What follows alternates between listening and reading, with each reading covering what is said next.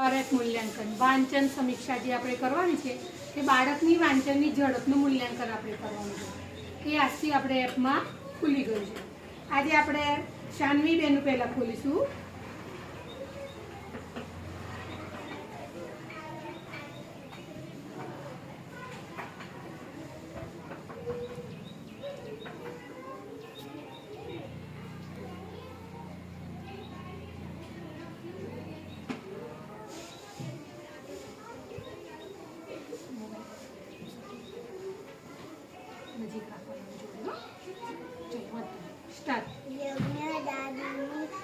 बोलो भाई आ घड़ी पकड़ीने मेला में चालतो तो मेला में एक मोटू चकडोळ जोईने यज्ञ कहे दादा मारे पेला मोटा चकडोळ में बेसવું છે। दादा कहे भले तू અહીં ઊભો રહે, હું ટિકિટ લઈને આવું। યજ્ઞને ઊભો રાખીને દાદા ટિકિટ લેવા ગયા।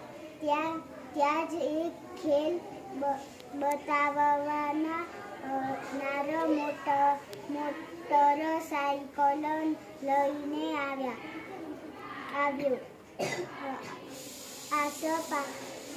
આસપાસ એકદમ અવાજ વધી ગયો તો દોડધામ મચી ગઈ। યજ્ઞ પણ સૌની સાથે દોડ્યો। દાદા ટિકિટ લઈને આવ્યા। તેમણે યજ્ઞને યાન જોયો। દાદા ફળતા થઈને યજ્ઞને શોધવા લાગ્યા। આ તરફ યજ્ઞ રડતો હતો। એક પોલીસ કાકાએ તેને જોયો। તેમણે પૂછ્યું, તારું નામ શું છે? તું કોની સાથે આવ્યો છે? Very good, stop. ખૂબ સરસ કર્યું બેટા। ચલો કૃષ્ણાબેન।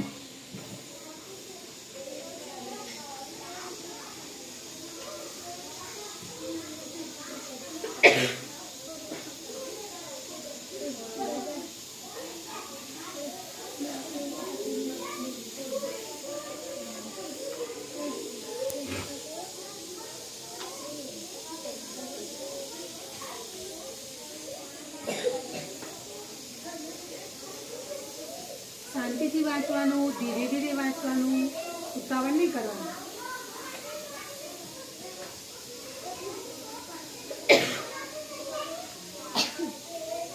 એકદમ શાંતિ કરીશ। જો ઉતાવળ કરશો ને તો ભૂલ પડશે। ઉતાવળ નહીં કરવાની, શાંતિથી વાંચવાનું, ગભરાવાનું। ઓકે, ઉતાવળથી નહીં વાંચવાનું, પણ ઉતાવળ નહીં કરવાની। વાંચો। એક મોટું જંગલ હતું। જંગલનો રાજા સિંહ હતો। જાતે તે શિકાર કરે, ભરપેટ જમે અને બાકી વધેલું હોય એ એક શિયાળ ખાય। શિયાળને મજા આવી ગઈ હતી। કશું કરવાનું ન હતું, તે પણ જમવાનું મળી જાય। સિંહ ઘરડો ગયો। હવે શિકાર કરી ખાવા જેટલી શિક્ષક જ નહોતી। સિંહ અને શિયાળ 3-4 દિવસથી ભૂખ્યા હતા। એક દિવસ શિયાળ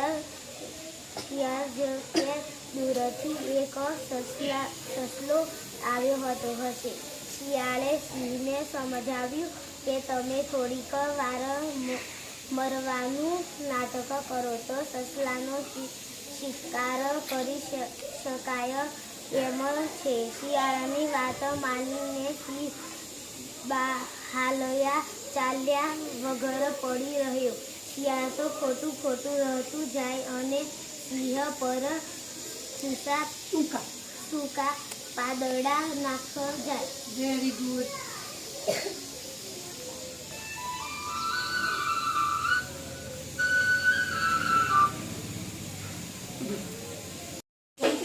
બેન તમે જોયું બેઠા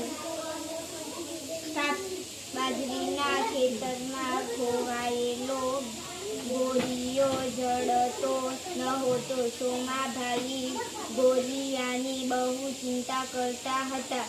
ગોરિયો ભૂલાતો ન હતો. ઘરના બીજા સભ્યો પણ ગોરિયાની ચિંતા કરતા હતા. નવી બાજરીના પહેલા રોટલા તૈયાર થયા. સરસ મજાના ગરમ મોટા મોટા સુગંધીદાર રોટલા સૌ સાથે જમવા બેઠ્યા.